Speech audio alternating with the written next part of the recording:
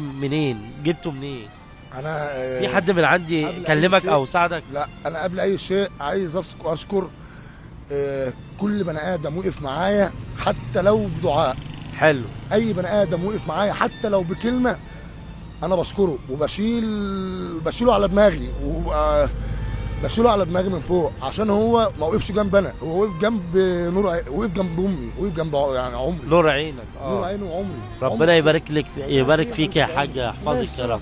يا اما رب. اي حد قال كلمه او اي حد نسب حاجه لنفسه او اي حد اتكلم في ترند، فانا مفوض امري فيه لله. ليه؟ اولا يا عم اسامه، محدش هيتاجر بامه، طبعا محدش هيعمل ترند على امه. طبعا جدع. معلش، انا راجل ولا ليا في ترند ولا ليا في نت ولا تعرف ليا الحاجات دي. ولا ليا في الكلام ده، فانا مفوض امري لله. اي حد نسب الكلام اللي هو لنفسه او اللي هو الموضوع بتاع الحاجه لنفسه، برضه مفوض امري لله، لان انت راجل لا تعرفني ولا اعرفك، وقفت معايا لوجه الله، لوجه الله تعالى، لان ربنا جعلك سبب. تمام. ماشي. اما اي حد واخدها كشهره او كسبق صحفي او كمكسب او كتجاره، مفوض امر الله. واي حد جاب سيرتي او سيره والدتي باي شيء من الاشياء ديت او من غيرها، انا مفوض امري لله. واللي معاه ربنا عمره ما بيغلب وعمره ما بيخسر، والدليل على كده اللي حصل معايا ومعاك عشان الحاجه.